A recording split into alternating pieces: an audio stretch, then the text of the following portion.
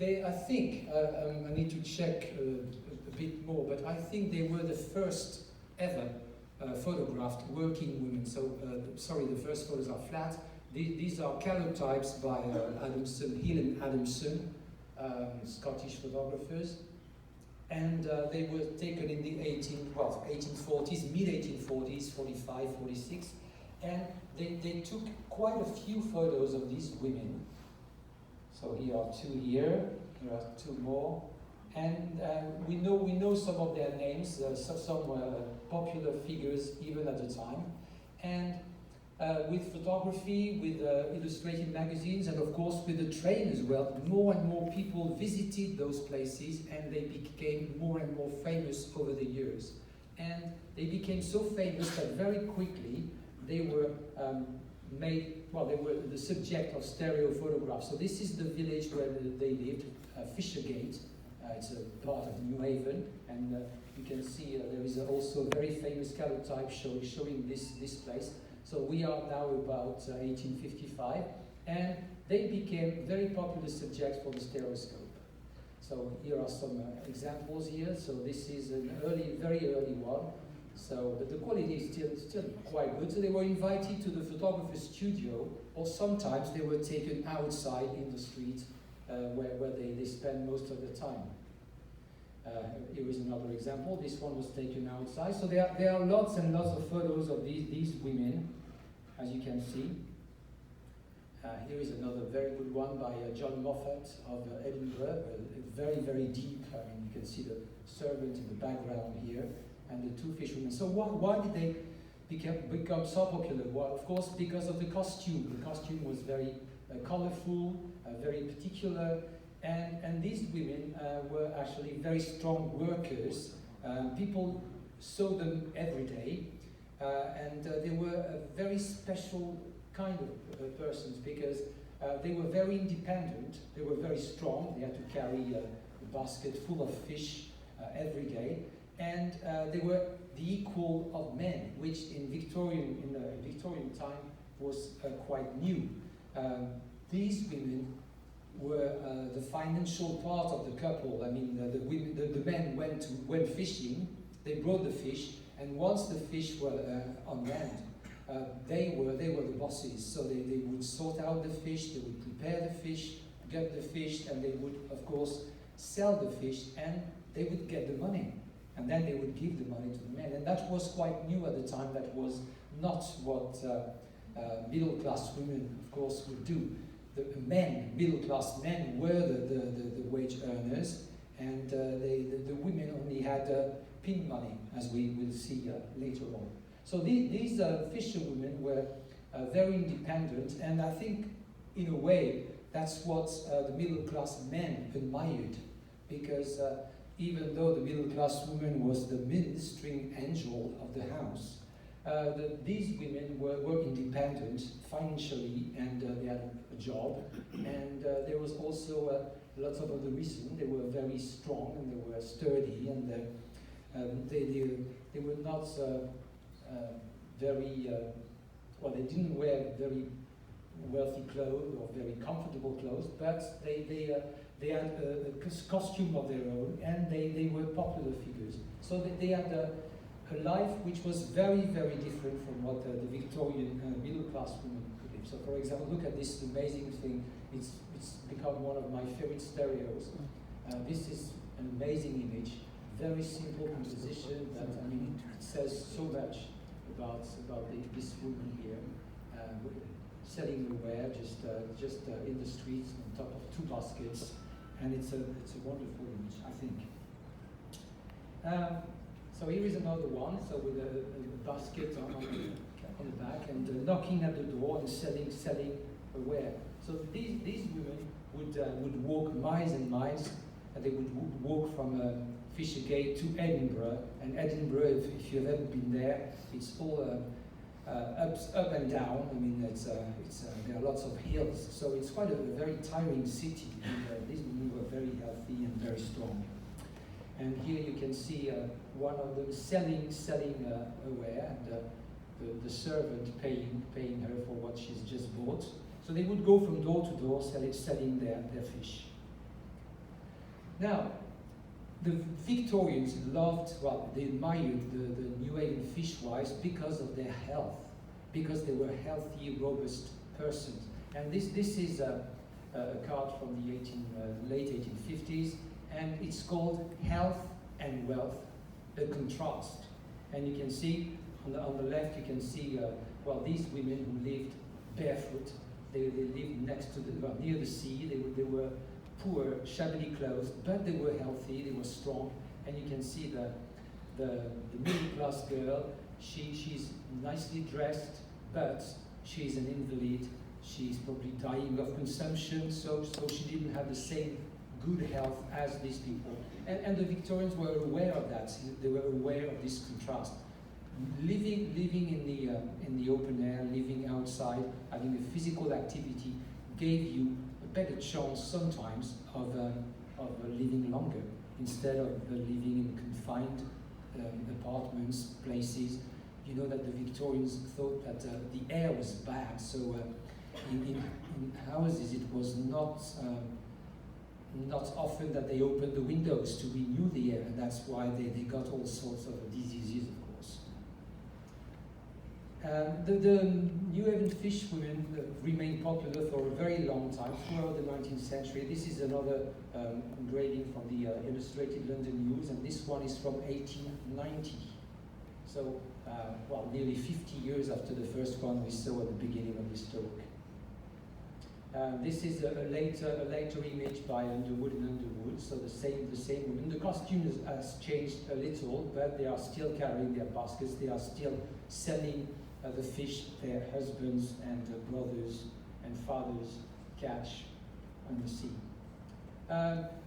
They were not only stereos of fishwives of New Haven, they were also CDVs on the left and cabinet cards on the right. So they were really popular figures, and photographers, local photographers, asked them to pose for them. This one I bought very recently, and I wanted to include it because this is what I found on eBay. So you can see for yourself. Antique CDV, hand-knitted card, women doing laundry and baskets. So I don't know what you use as a detergent in the United States. Maybe that's why each time I'm in a hotel in the USA, I always think of chips. So anyway, I could not buy that card. So she's not doing laundry, she is a fishwife, and what you see in the basket, well, that's fish actually, dead fish. So I had to buy this card. They're clean. Anyway, so the other category of women who were very popular in the stereoscope were seamstresses or seamstresses. The seamstresses was the word used at the time. Now the interest of the middle class for the seamstresses was a bit different from the one they had for the fishwives. This is a volume of Punch, December 1843, and on the right page here you can see a poem by Thomas Hood, which was called The Song of the Shirt, and it's about the plight of the seamstresses who have to work long hours, and there is a sort of a chorus, stitch, stitch, stitch.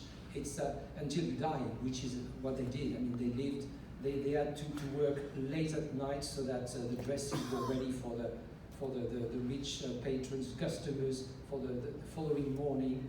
And a lot of them died or were very sick and were living in miserable conditions. So this poem actually started the interest in the condition of the seamstresses in England. And it was followed by paintings. This is a very famous painting by Richard Redgrave from 1846, so only 3 years after the poem by Thomas Hood. And it's called The Seamstress, and you can see her living condition. It's nearly dawn, and she's still working, and her eyes are very tired. You can see how tired she is. So this poem and the painting did a lot to get some interest in the conditions of these women. This is a page from a book which was published around the same time, a bit later. It was in 1853. a penny dreadful called The Seamstress or the White Slave of England. So it's a very dramatic story about a young seamstress and what happens to her, and she, of course, it doesn't end very well for the poor seamstress.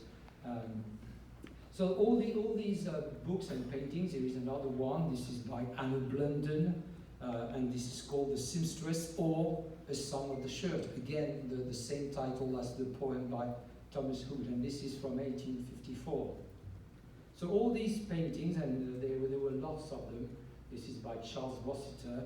It's also called The Song of the Shirt, but here, as you can see, things are not so dramatic. I mean, she lives in a nice attic room, very well lit, very tidy, and she's got food on the table. So there was an interest, recurrent interest, in the condition of the seamstresses all through the second part of the 19th century.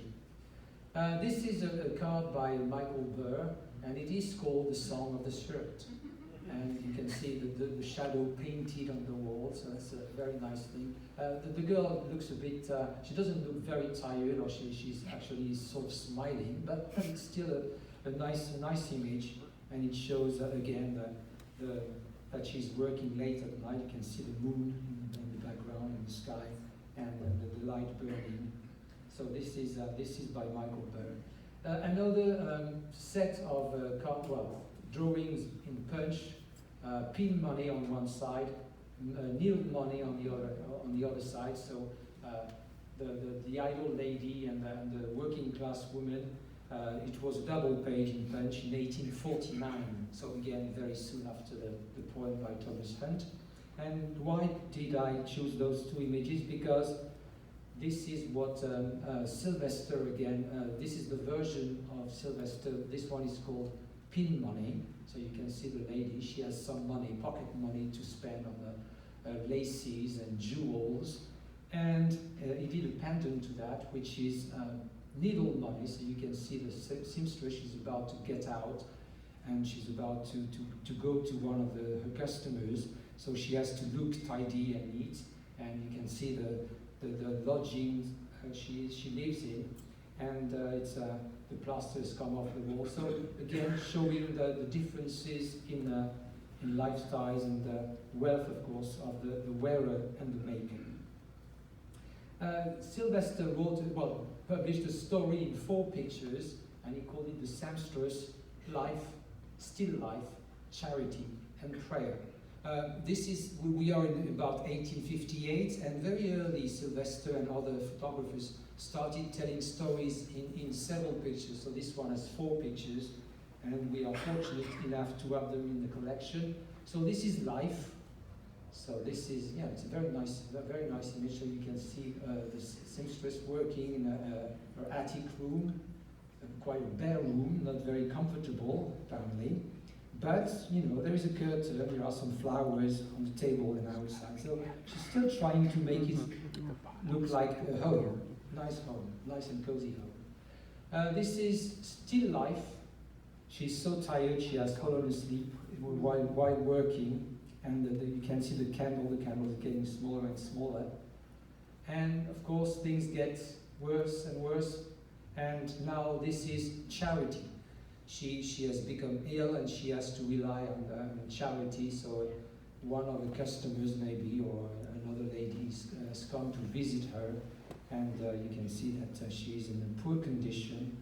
The visitor has brought some food, some comforts for the poor girl, and but she doesn't get better. And now this is the last of the series, Prayer. So we don't know what the outcome of the prayer was.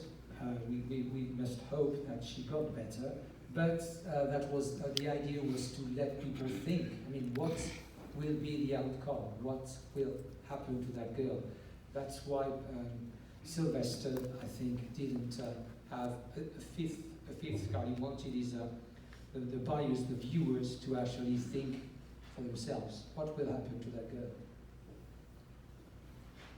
There are lots and lots of pictures showing seamstresses. So this one is a bit later. This is by Christman. So this one is not so bad. I mean, the conditions don't look so bad of these 3 girls, but very young girls working. making dresses. And this one is called The Wearer and the Maker. So this was quite a popular title, so you can see that the girl trying on the dress that has just been made, and of course the most simpler clothes of the simpler clothes of the dressmaker on the left. This one is also called The Wearer and the Maker, and as you can see, they also use the split screen technique, which is quite early. I mean, this is again late 1850s, and they use the split screen technique to show two different worlds. So the attic on the right and the parlor on the left. The idle girl just playing the harp, and on the right, of course, the poor seamstress working late into the early hours of the morning. Here is another example here by Michael Burr. Again, the split screen technique. Well, the coloring is not so good, especially the green dye has eaten away some of the picture. And here is another one. This one is French. Again, you can see the two sides of the two different lifestyles. The middle class parlor on the right, and the seamstress's attic on the left. Henri Lefort went one step further, so because he has added an angel, so this is the path to virtue, work, and of course a devil, a trumpeting devil on the right. Idleness is the root of all evil, and she will go to hell. Poor girl is just looking at herself in the mirror, doing nothing. This is another Punch cartoon, and this was published in 1863. So you would imagine that with the first the song of the shirt in 1843, things would have improved. But by 1863, nothing really had changed.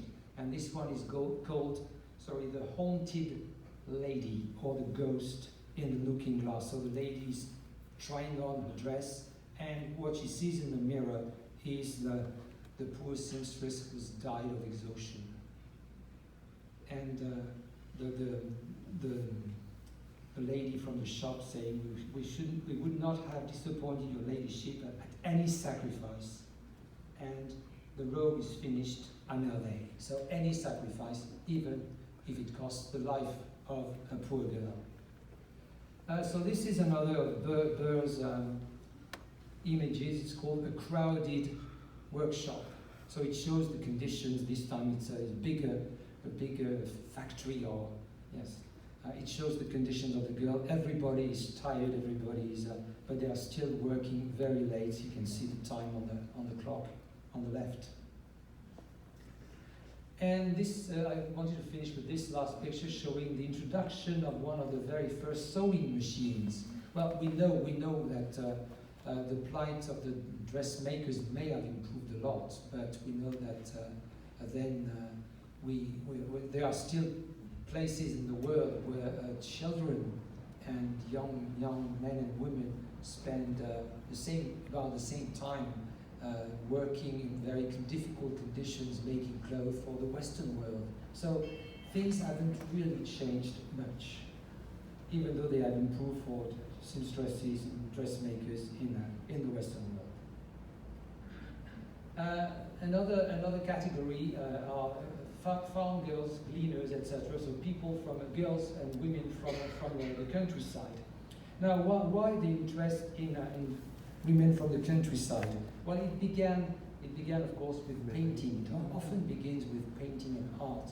And this is a very famous painting by Jean-François Millet. It's called Les Glaneuses, the Gleaners, and it was painted in 1857. You can see it in the Musée d'Orsay in Paris.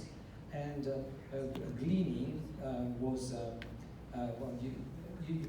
nowadays, of course, this would be unthinkable. That when they harvested, there was always some of the corn or grain, whatever, that was left on the ground, and the poor people of the village were allowed, or not, sometimes depending on the regions, to go after the harvesters and pick up all the grains that had fallen on the ground that had not been picked up officially. And and then they would be able to make flour and bread. So it was a very important part of country life to be able to be in the field after they had been harvested. Here is another one. This one is a bit earlier.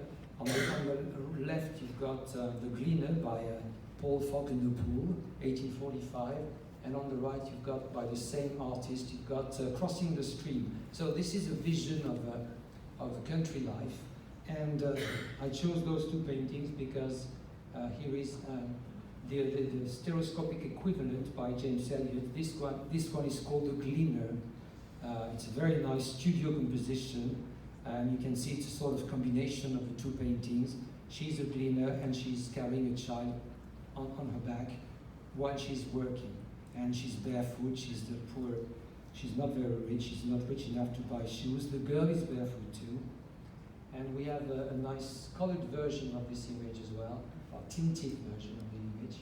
So it was a popular figure. There are quite a few stereos of gleaners. So Gleaner again was a popular figure in the 19th century. Now, why would the middle class be interested in gleaners and farm girls? Because there was sort of an idyllic idea of life in the countryside. They were living at a time when the Industrial Revolution was in full swing, and a lot of people were living in the countryside and working in factories, and there was pollution and smoke and things, and people thought that life in the countryside was much better. But they didn't realize it was a very hard life, and that these people never had a holiday, they had to work every day. But it was still this idyllic vision of life. And this is a photo by Furn and Tournier. They were French photographers, and in 1857 they went on a photographic tour through Brittany. They came back with 233 stereos in 1857, quite early, and they photographed everything they saw. And this is a woman churning. So this is a churn, and you can see the wooden clogs she's wearing. And so this is one of this one was of the most popular cards of the series. And here is another one, the same woman, but she's doing something different. She's got to get some water from the well. So again, these cards were sold, and people bought them, and they liked them because they were thinking of a different life. And why did Furn and Tournier go to Brittany in 1857? Because in 1857 the train arrived in Rennes, the capital of Brittany, but Rennes is still quite farther east. And there are hundreds of kilometers of what somebody said about Brittany. Brittany is our far west, and it was very true. 1857, the train arrived in Rennes, but there were hundreds of kilometers of Brittany which was still untouched by civilization, and they went to Brittany because they knew this lifestyle was going to disappear, and they wanted to have a photographic memory of it. So this is another girl working here. This one is by a photo by T.R. Williams from his series Scenes in Our Village. And again, he went to this place called Hinton Wardrist in Oxfordshire, and he photographed the village and the way of life of the people there, because he knew it was fast disappearing, and he wanted again to remember. He wanted people to remember what it was like. So this one is called shows gleaners. So these are gleaners. They are trying to get the wheat after the harvest has been finished. This is another one. Gleaners waiting. So they are waiting for the signal to get into the field. They couldn't go into the field until the harvesters had finished their day's work. So it was usually later in the evening or in the afternoon. And here is another one, again with the gleaners after they had finished their work. So T.R. Williams, and this is from about 1854 in Britain.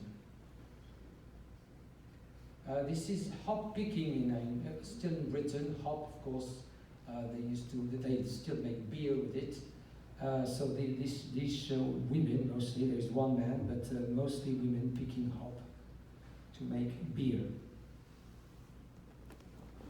This is a nice portrait of a farm girl and a farm boy. So notice the way she's holding her buckets so that she can actually put them on the ground and just step in the middle of the circle there and just carry them again. And it prevents the buckets from actually moving around when she's carrying them. So this is these are not models, just like the ones before. They are real people, real farm girls and farm boys, and they were photographed because, again, it was a way of life which was disappearing. And people bought that card and cherished that card and showed it around and maybe dreamt of another life. This one is in France. You can see not a very rich farm, but everybody working outside, and a lady washing in the pond, and some other people working around. So that was life in mid-19th century France. Lots of women working in the fields, outside, helping, working just like men. Here is another one, very nice composition. We don't know the photographer, but it's in France, and you can see the man carrying the load, and the girl walking next to him, so you can imagine, again, how pleasant it must be to live in the countryside, but it was not a pleasant life, far from it. Here is another one, churning, so you can see a different type of churn, a bit more mechanized, this one, not so difficult probably as the first one we saw in Brittany. And again here, taking water from the well, but this time with a pump. So this is getting more mechanized again, so a way of life, fast disappearing, and things are getting maybe a bit easier for everybody. Again here, women working outside in a farmhouse, outside a farmhouse, so doing different things. You can see the washing on the fence. You can see one is ironing. So lots of different activities. They were really working women, unlike the middle class counterparts who did not much during the day. And this one selling sheep, again in Brittany. We don't know who the photographer is, but so they went to the market and they were responsible for the sale of the cattle or sheep. Laundry girls and lace makers. So we saw the middle class men being fascinated by healthy, robust-looking women. We saw the fact that they were dreaming of a past, an idyllic past. And this time we're going to look at washerwomen laundresses. Again, this is a topic which was illustrated by painting. This is a wonderful image by Paul Guigou. It's in Musée d'Orsay again, and this is from 1860. It's called La Lavandière, the laundress, by Paul Guigou. And there is, of course, these famous paintings by Edgar Degas, and these are called les repasseuses, the ironers. And of course, this one is probably the most famous of all three. So women working in laundries and ironing and washing and cleaning linen. So there are quite a few photos showing people washing. So this is another one by T.R. Williams. So this is what people would do in a village, in a cottage. On Sundays, they would get the tub out, put water, and wash the family linen. So just one person washing the family linen. You can see here a French photo. There are two ladies here, again in the tub, washing, servants washing the family linen. So again, why would you buy that photo? Probably because, yeah, this was something that was, they witnessed this, and they were fascinated in a way, fascinated by this type of work, which was far away from what they were doing. So this is another one from France, washing women by the river, so that they are actually washing in the river. This one, which I love, lots of them along the river again, but this one has been as you can see, equipped with there is a wooden board to make their work easier, and they are kneeling, and some of them have special boxes to keep away from the damp and the wet of the ground, and they spend all day long washing and probably talking as well. This is a 19th century washing machine. So this is how they used to make things a bit easier. So instead of using your hands, you used your feet. And actually it worked. I mean, they also did, wine like that, crushing the grapes. I mean, you see, I think, I Love Susie, I think it is. Yeah. Lucy, sorry. I Love Lucy. There's a famous episode where she's, crushing the grapes. So this was for washing. So this is the 19th century washing machine. 2 sturdy legs. And I'm sorry, this one is flat. It's from a Magic Lantern slide, and this is a much faster washing machine because 2 pairs of legs, so you get much faster. This is the fast cycle. Yes, and the ringers, of course. Yeah, of course.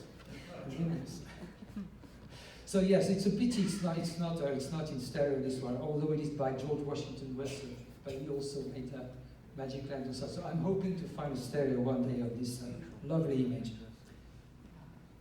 So lots of photos of ladies ironing and washing clothes. So this is a wonderful one which we found not so long ago. I found it really lovely, and the quality of the image is amazing. Even when you enlarge it, look at that. It's a close up. It's a wonderful stereo. I mean, these guys really knew what they were doing.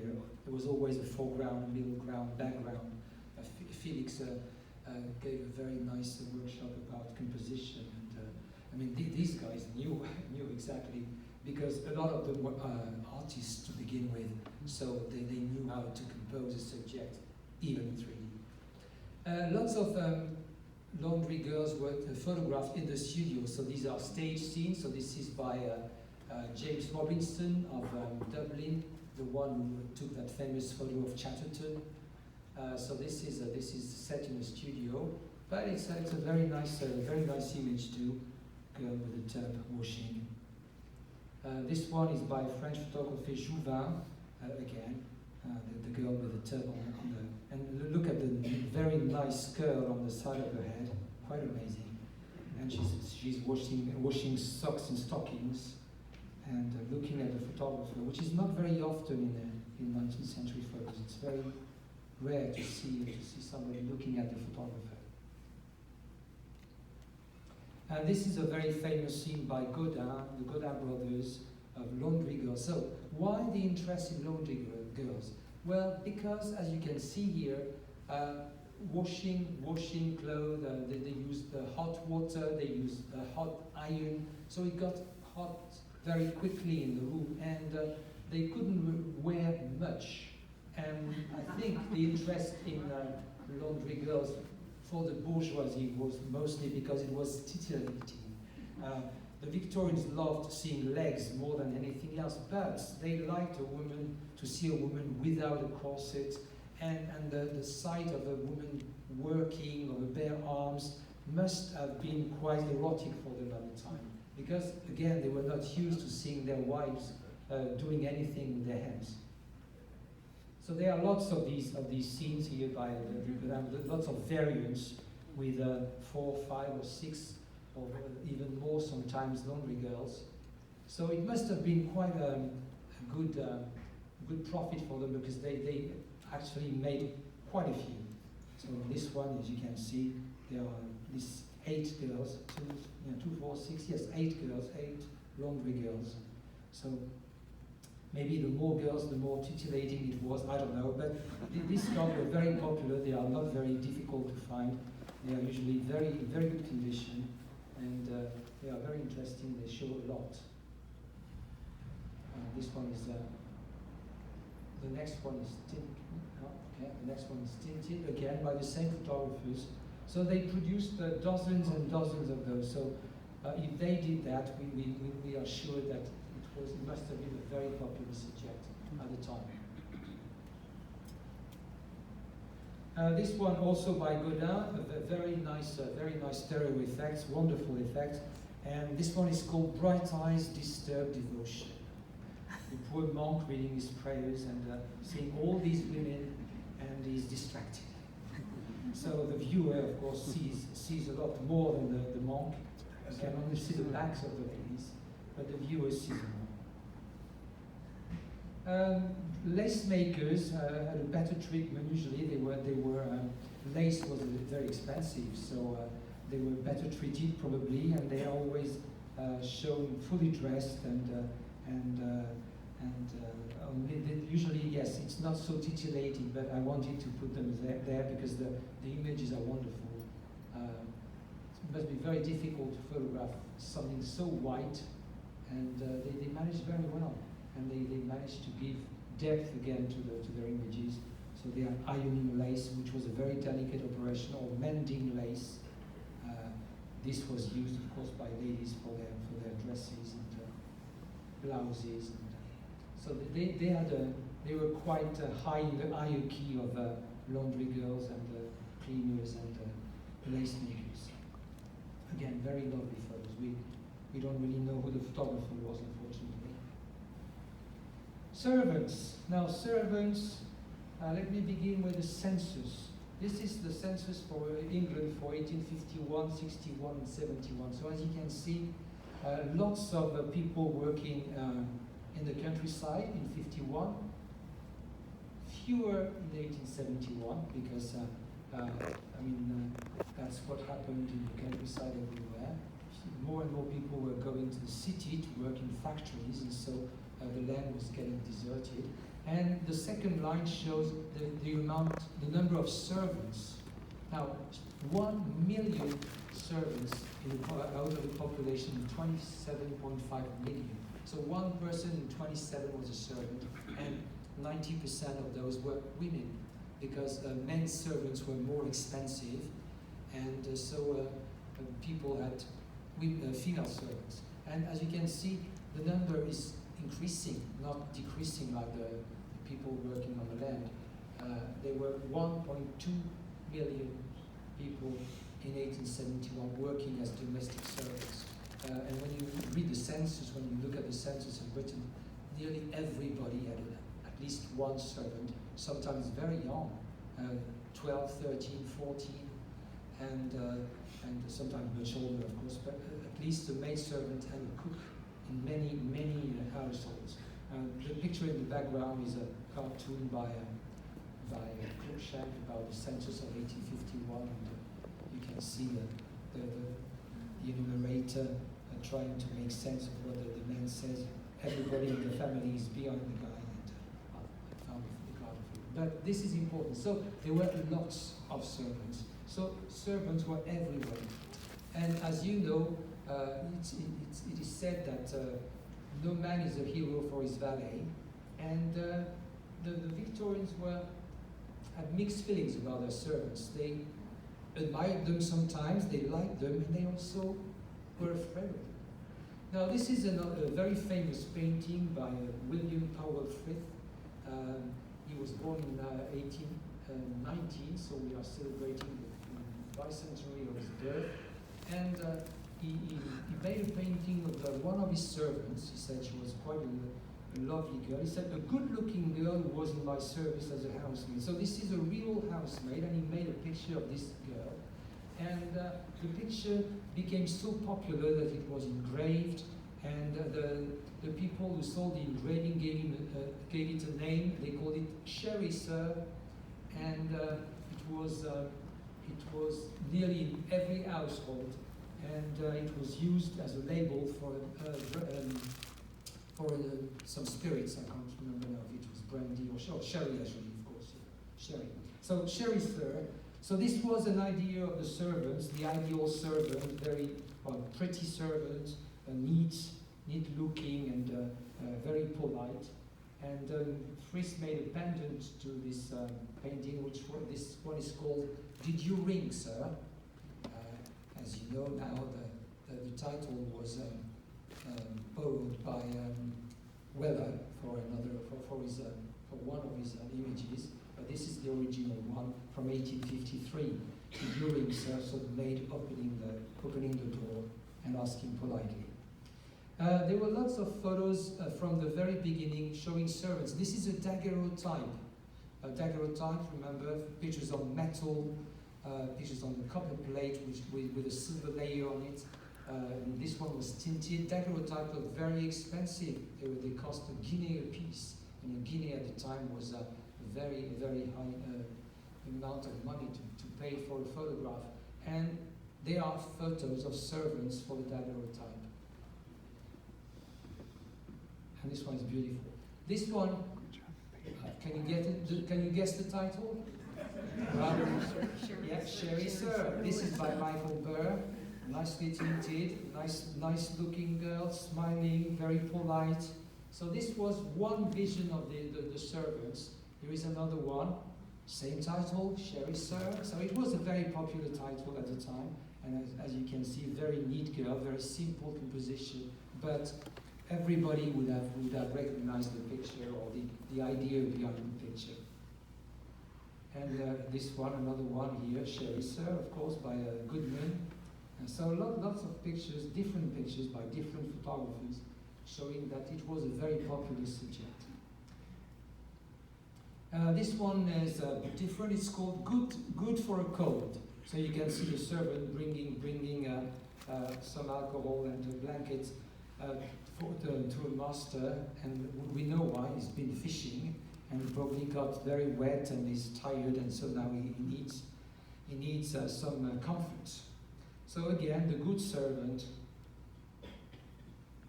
And this one is called Good Night. Again, the portrait of a servant holding a candlestick and a towel.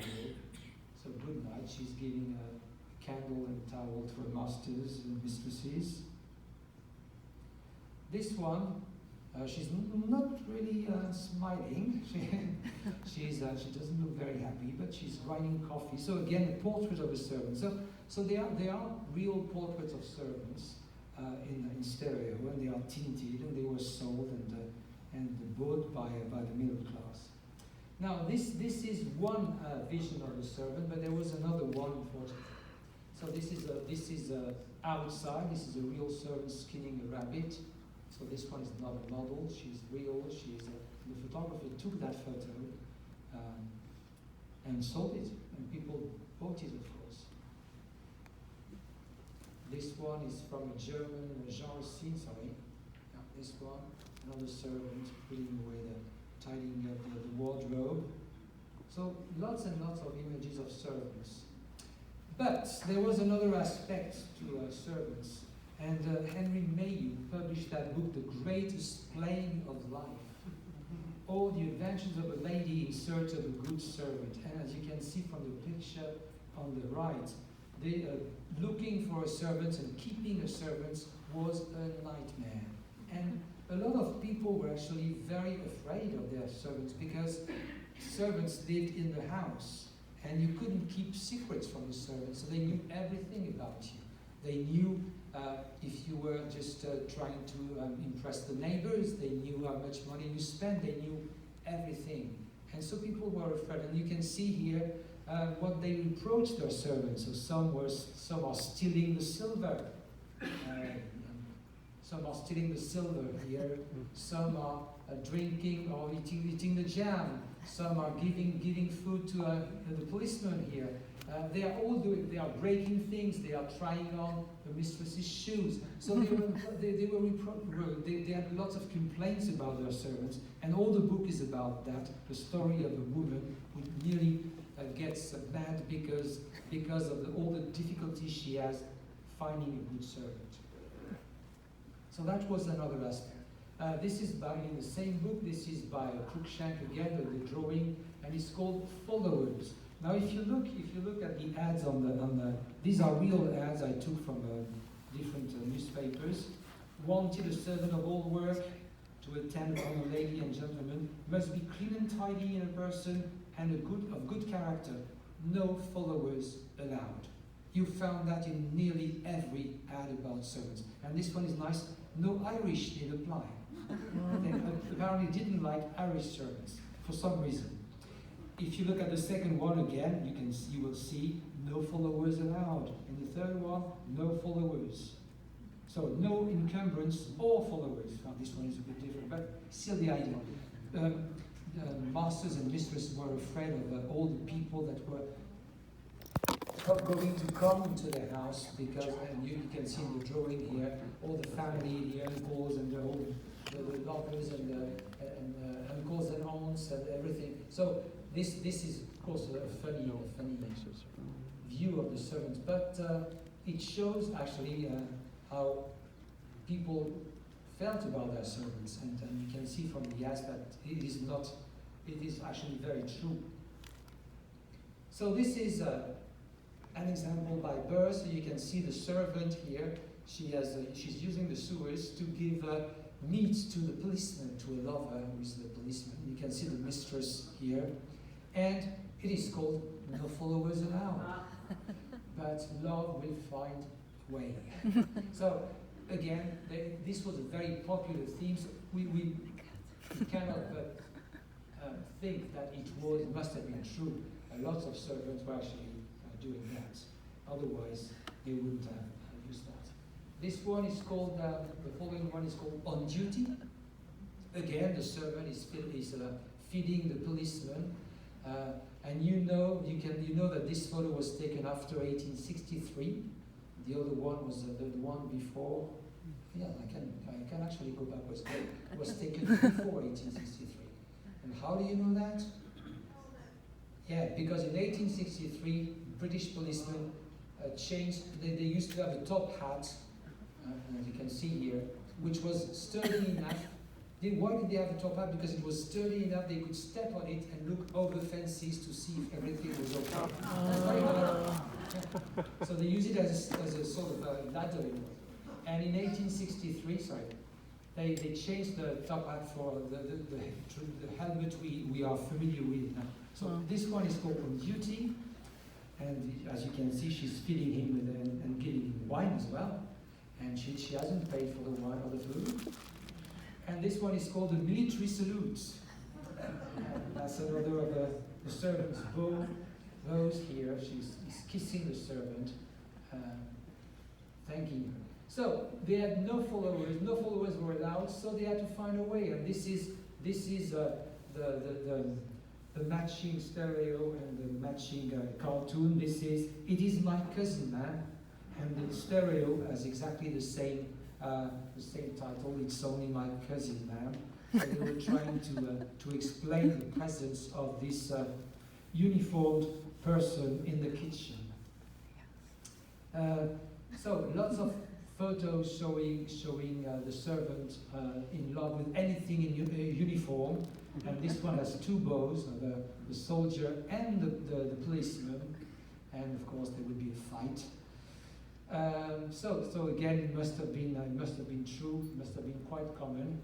Here you can see the mistress entering the kitchen. She was not expected, and the lover. Sorry, the lover, of course, is hiding in the cupboard. And she's trying to hide him again with a skirt.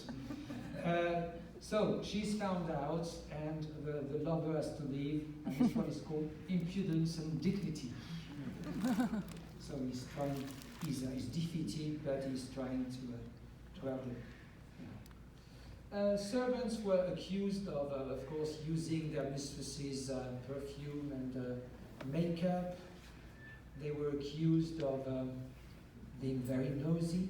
I don't know if you understand the situation here. She's trying to read the letter. In the 19th century, most people didn't use envelopes. They just folded the letter and they sealed it with wax. And if you try that, you can actually, if you press on the sides, you can actually read part of the letter. And this is exactly what she's doing. She's trying to know what's happening, who the master has written to, or the mistress, and because they wanted to know. So they were nosy. They were accused of being very nosy. This one is another example by Sylvester. It's called Caught in the Act. So same thing here. She's trying to see what the mistress has just written. They were accused of being lazy, sleeping, so she has fallen asleep. Well, servants sometimes had to get up at 4 or 5 or 6 in the morning, and their day didn't finish until 10 or 11. So I think she has an excuse, but of course the middle class didn't see it that way. And again, remember, this was meant to be bought by a middle class person. So it was a way of sort of exercising the fact that they were afraid of their servants. They were at their mercy in a way, and they were making fun of their servants. They were of course accused of breaking things, of being clumsy. So here is a nice photo. She has just dropped the tray. Again, why would you buy a photo like this? Interesting question. And again, this one is quite interesting because Pellerin has stopped in mid-air. You can see the glass here. The glass. It's interesting the way it was done. And this one is called Autumn. What will Mrs. say? And so, of course, lots of servants, female servants, were accused of being a bit too flirtatious. This one is called Taking the Cream, or Pleasure Before Business. And you can see the milkman this time, not the policeman, or the postman, or the militiaman kissing the servant. This one is the young master of the house kissing the servant, and this one is called Good Night. He's just snuffing the candle, and in a few seconds everything will be dark. This one is called Sarah's Young Man, and it's from a play. So it's actually a scene in a play, and what they would do is they would, at some point in the play, they would stop the play, the actors would freeze because the picture was famous, and then people would recognize the picture, and they would applaud, of course. So this is from a play, Sarah's Young Man. This one is called Nocturnal Alarm. So again, same situation in a farm in the countryside. They have heard a noise, so they are ready with a gun. And it's just because the servant's beau has been eating and he's dropped something, he's broken a plate, and so the whole household has been awakened by the noise, and they want to check what's going on. A very nice composition, full of props and detail. Felix said in his workshop that stereo likes clutter, and this is a good example. You've got so much to look at in all different places. This one is called the attentive maid. So some servants, especially bachelor servants, were accused of sometimes being a bit too kind to their masters, because the idea was that maybe they would not be forgotten on their wills. And sometimes it was the master who was a bit too kind to the servant. So there are lots of photos showing masters expressing their love or desire for the young servants. So here is one, here's another one here. The girl is trying to leave, but she can't. And it must have been very difficult. We know it's true, of course, because there are lots of records of servants being actually dismissed after becoming their master's lovers. They had little choice, because the masters had nearly every right over them. And this one is called Master's Winning Ways. Well, things are not going so well because, well, the mistress of the house has found out what's happening, and the girl is sitting on the master's lap. So yeah, things are looking bad for the poor girl, because the master won't risk anything, but what will happen is that the girl will be fired, of course. This one is by Birds. There are 3 or 4 cards in there. It's a scene, it's a story in 3 or 4 cards. So this one is called Impudence and Dignity again. So the servant has been probably impudent, and she's been rebuked. But the mistress finds out that actually her husband likes the servant, trying to defend her maybe, and so she's accusing him of she's ready to punch him. And the servant, of course, is dismissed. But look at the smirk on the master's face. He's trying to give her something, so maybe it's a note or something telling her that, don't worry, I'll look after you. So there are lots of stories like that in stereos. But more often than not, the servant was actually fired without reference, and without a reference it was nearly impossible to find another job. And more often than not, of course, she was with child, and she ended up in the streets.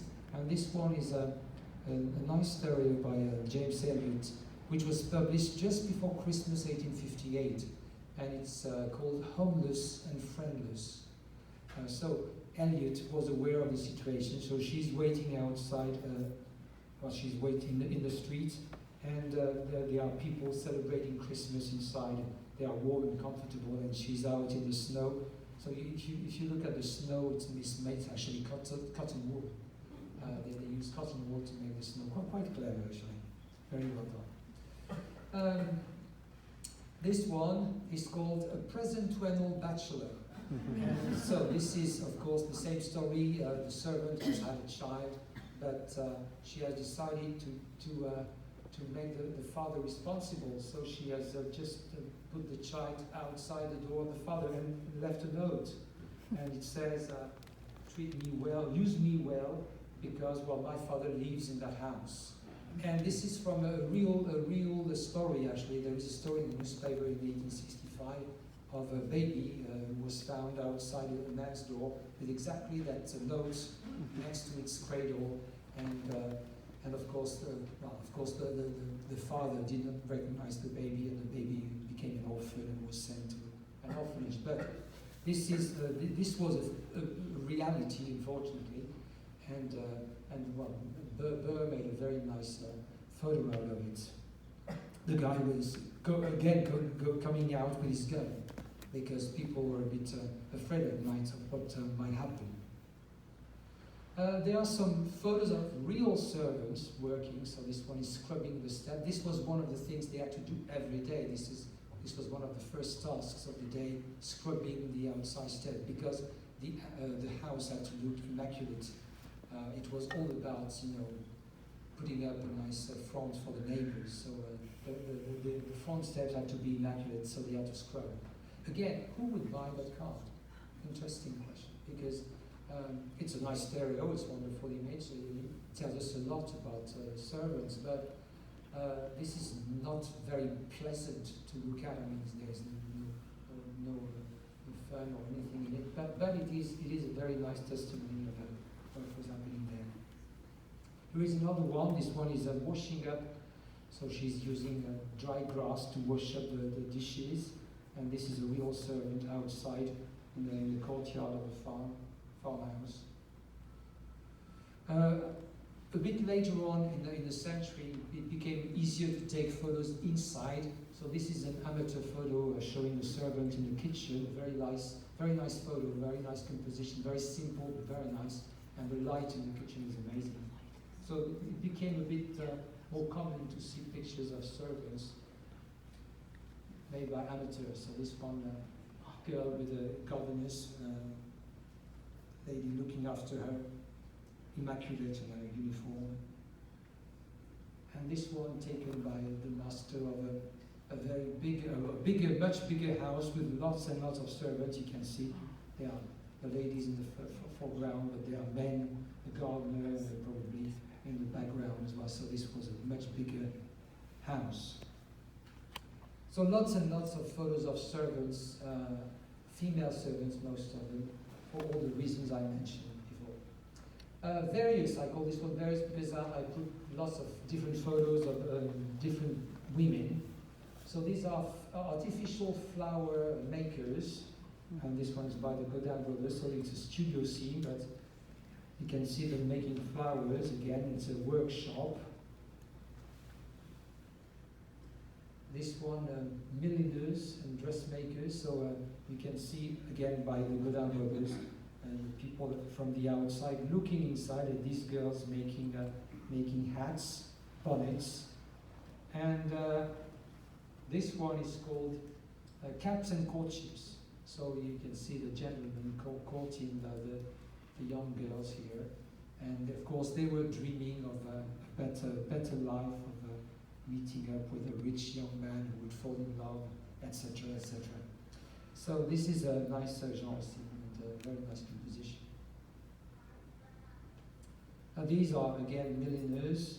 This is a French view, so you can see the working conditions and what they were doing. So hats and bonnets were, of course, women. A woman wouldn't go, a lady, sorry, wouldn't go outside without wearing something on her head. Lots of photos of stall holders. So this one was made in a studio. So she's selling vegetables in the street, and with a young girl next to her. This one is called Fine Food Sir. This is by Godin Brothers again. This one is tinted. It's very much like a Dutch 17th century painting. And this one is called Nice Duck, Sir. And this is by James Elliott. Again, a wonderful composition, very, very much like Dutch paintings of the 17th century. This one, unfortunately, I don't know the photographers. There are quite a few photos showing the same stall with the game, the portrait game, and this girl in the foreground. This one by Samuel Poulton, again, market stall holders. So these are people the middle class would see in the streets, but usually they wouldn't do their market themselves, so they wouldn't go to the market. So mostly their servants would see these women. But there are lots of photos of these people. This one is very nice. It's a market stall holder from Jersey, again by Samuel Poulton. Very nice composition, very nice, actually a portrait of this woman. This was taken by Henry Taylor. It is part of a set of 90 wonderful stereos illustrating a book by Reverend Jeffson, Narrative of a Walking Tour in Brittany. And the book was published in 1859, and the photos were taken the year before, 1858. And just like Fiona and Tournier, Taylor traveled through Brittany and he took photos where to follow the walking trip of the Reverend Jefferson. So a wonderful photo of a real market stallholder in Brittany. And this one, we won't call the Health Commission. She wouldn't get too many stars, would she? So she's selling eels. Just thrown onto the ground, but again, a very nice photo by the same Henry Taylor from the same book. This one is called The Food Girl. It's a studio portrait by James Elliott. Wonderful image. I think it's an amazing image. And he did a pendant to that one. Another very wonderful portrait. Sometimes you don't know. Is it a portrait? Is it? It's very difficult, but it is a very nice composition. Again, you can see there the influence of painting, of course. There are lots of paintings similar to this photograph. And part 7, which is the last part, about widows. Now, okay, why are widows in the working class women? Well, I will explain. Let's start with the most famous of all widows, the Victorian era, Queen Victoria herself. As you may know, Queen Victoria came to the throne in 1837, she married in 1840, and 21 years later her husband, Prince Albert, died. And for 40 years she was in mourning, she was wearing black, and for 40 years, every night, Prince Albert's servants put his dressing gown on his bed, just as if he was still alive. So this is Queen Victoria, the youngest daughter, Princess Beatrice, and the photo is by James Valentine of Scotland. And as you can see, the Queen was not amused, not particularly amused. So it's one of the rare stereos of Queen Victoria. So that's why I wanted to show it to you. And of course, she's the most famous widow of all times. This is from a German photographer. So this is a widow and her daughter looking at the portrait of their late father and husband. Very nice, again, a very nice, very simple composition, but very effective. It's really good. This one is by Michael Burr, a widow and her 4 children. And the title says it all. That it may please thee to defend and provide for the fatherless, children and widows, and all that are desolate and oppressed. So that's the title of the card. Quite a mouthful, but very effective. Another one here, this is a painting by Edouard Dubuff, a French artist, and this is called the Denier de la Veuve, the widow's mite. Why did I put this image? Because Burr made a very faithful reproduction of it in 3D. So that's Burr's version of Dubuff's painting. There was always an influence of painting stereos, and it's always nice when you can actually find the actual painting and the stereo, the matching stereo. This one, the next one, sorry. This one is called Poor Relation. So it shows a widow who has gone to visit a wealthy relative in the hope that he or she may help her and her son. But the wealthy relative says this, John, the door. So widows in Britain, they had 40 days to vacate the house where their husband lived. 40 days, which is not much. And they had to find a new place to live. They had to find a job if they were not rich enough. And so that's why I put them among the working class women. This I may have shown before in another talk, if I can show it to you. Yeah. This is called Answering the Advertisement. It's a painting by Francis Philip Stefanoff, and it's the story of a widow who is looking for a position because, as I said, she has to find a job because she has no money and she has to leave the house where she was living. And so she answered an advertisement. The gentleman, the city gentleman, is looking for a housekeeper. And in the background you can see the servant who is looking at this woman with quite a malicious air because, well, she might become her boss actually, and she's not too keen on having somebody running the house instead of her. So, and the gentleman looks very interested in the young widow. So, answering the advertisement, and it was made into a stereo by Michael Burr. So again, he had to squeeze the composition more, and he went one step further because he isolated the widow. So he made another card. He used only the widow, and he called this card "To Let." To let. Now, to let is an expression that was used in the slang of the time. It was called the sign of a house to let, and it designated the widow's weeds. So that was in the slang of the time, the sign of a house to let.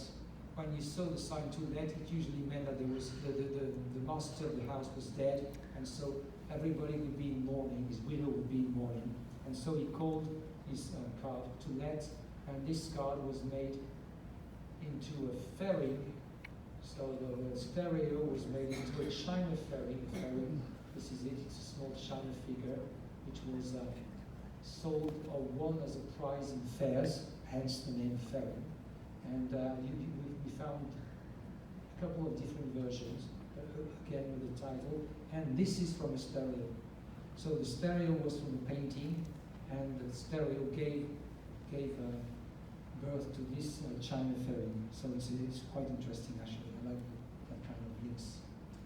And this one is quite strange because it's called the young widow. And as you can see the sign to let, and you can see the young widow. You can see she has a child, a doll here, and you can see the photo of a dead husband in a way. So that's a very strange image because it sort of seems to say that they were trying to train young girls to the part of a widow. There were so many widows in the time, and this is a very disturbing image, I think. Anyway, so this is the young widow, and if the widow didn't find a position, if she didn't have wealthy relative, if she was too proud to ask for relief from the parish, this is what would happen. She would end up in the street in the bitter cold, which is the title of this image, In the Bitter Cold, by Alfred Sylvester, and as you can see, she's got 2 children. In British law, if you were a widow with children, you could avoid the workhouse.